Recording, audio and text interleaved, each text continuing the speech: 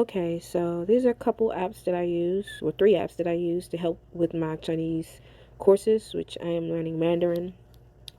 The course is like 4 years, but in 2 years I start Cantonese. Cantonese and Mandarin, they are two different languages. Um, One is spoken more central and north China. The other is spoken like southern South China and I would say maybe West Asia and some East Asians.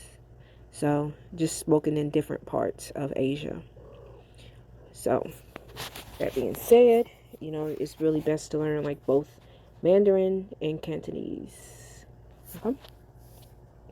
All right. So Drops is like more like an app that gives you like singular words. So it's more so if you want to learn your numbers, how to count, how to say specific things in Mandarin, you can use it. If you want to learn how to say like basic conversations, Hello Chinese is really good. And this is the one I would actually recommend to start off with like your bare basics. Like start off with your bare basics. For instance, we can do let's do this one.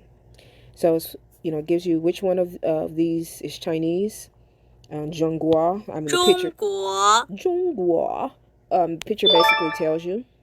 你是中国人 And you can kind of practice saying it. I always have trouble saying the yin. 你是中国人. Just because I'm looking at that R. So I do recommend doing like the pinyin system first, which I've done. I'm going to redo it over about 3 or 4 more times till I got it like 100% down. Ni is you. R. Shi is could be R. Am is kind of like that little word that kind of brings them together. Zhongguoren. So you are Chinese. Okay. Which one of these is United States of America or America? 美国.美国美国. Okay. 我是美国人我是美国人. 我 is I. Remember I told you that she could be like R or am. You would know where it makes sense. I am American. 人 And then it even has some to let you draw, which I think drops is much better when it comes to learning these symbols and stuff because every single thing it tells you, you have to draw that symbol. Every word it gives you, you have to draw the symbol. So, okay. And this is like saying person or people. China, Zhonghua. And then 中国 Zhonghua. And you can look. And yeah, I like to repeat it because I'm trying to practice the pronunciation, which is going to be the hardest part for most people. At times even harder than these symbols. So I like to look down at the symbols and stuff and try to remember the symbols as well. 美国 Now the great part about this is that they actually give you an actual person that is going to speak it. So she said Meigua. And as you notice, it's not as pronounced as when you're learning it. So you're going to have to get an ear for how a person that speaks Mandarin, how they would say it if you went to China. It's going to be very quick, and you have to grow like an ear for it. 美国我是美国人 So here you can say it. The app is not going to let me say it plus record, so I'm going to pause it. Okay, so as you can see here, I got it right. So you just tap the microphone and you say it, and it literally is going to tell you if you said it right. So it's 我是美国人. All right. Which one of these is he, him? And it kind of basically, I mean, the picture is obviously giving it away. 他 So when they're teaching you, they're giving you kind of a visual image as well. So Ta is him. Ta is him. He is American. They just told you Ta was he. Shi is like one of those words that bring something together. American, Meigua. So Ta, Shi, Meigua. And The yin is just saying a person. Basically, it's like saying he is American person. Okay.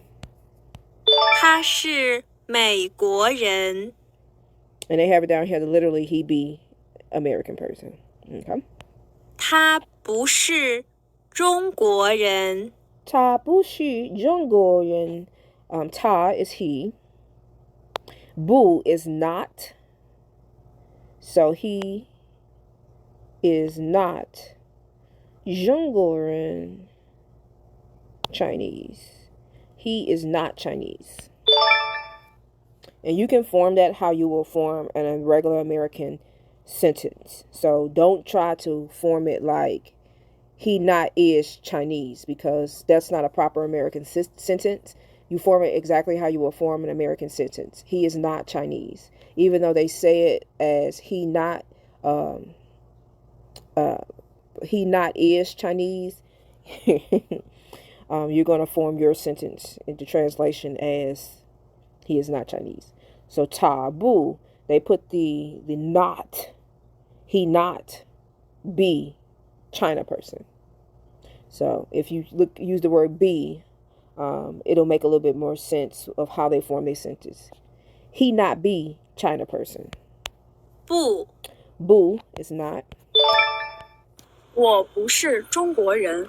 She said wa. 我 Bu 不 she 是 jungle 中人。 So once you like get to listening to, like I said, look how fast she says it.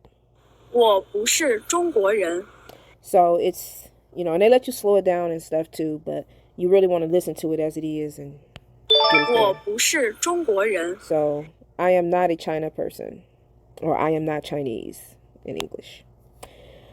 Okay, so wu is I. 我 Wa is I. Don't say wu. It's wa. That tone goes like that when it's like a V shape above. Whoa. That's really how you would say it. It's I. Ta is he. 他 Ni is you. 你 Okay. And that's why it's really important.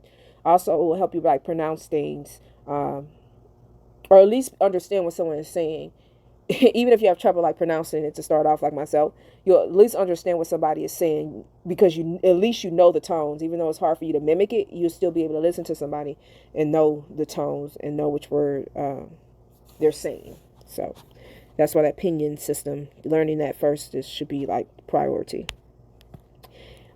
He is not American. He was just ta. Bushi Merigai is going to be this one.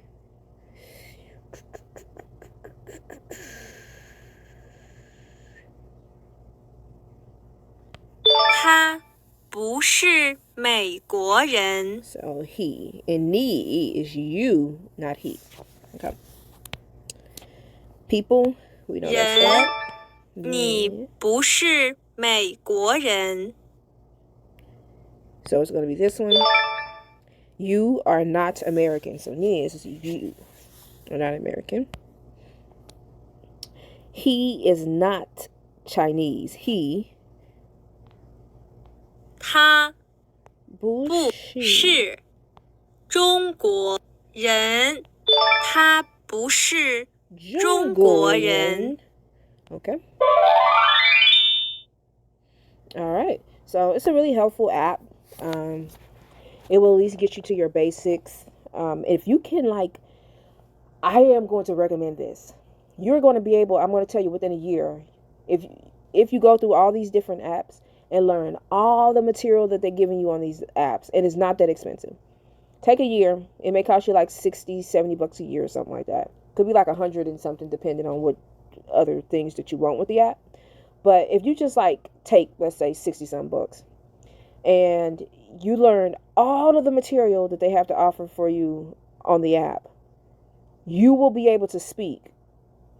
You will be able to have a conversation. It may be a very basic conversation. I want to go to do this or do that or do that.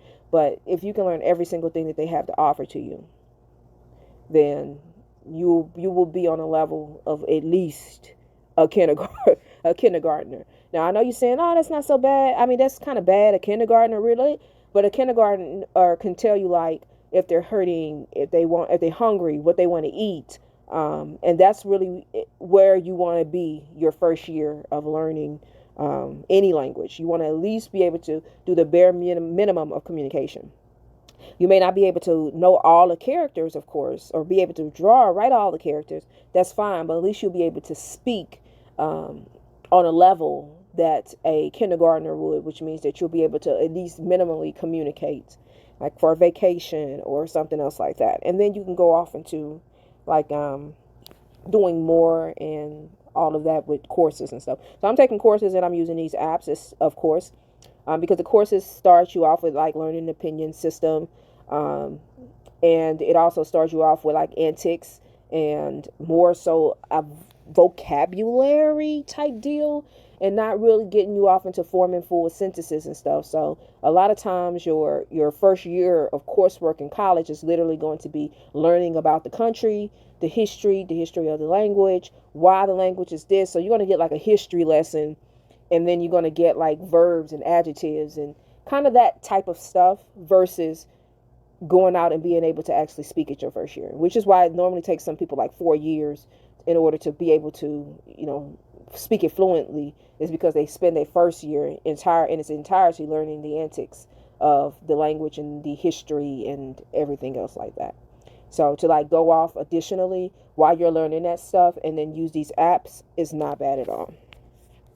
And then it also has a part here under all of them. Uh-oh. Let me see if I can get there. I think I don't know, sure if I can get there. Oh right, yeah, here's right here. Speaking. It has a part here for speaking that you can role play and it'll record your voice. And y'all not going to be able to 你 hear me. 好，我是龙大。你好，我是丽丽。你是中国人吗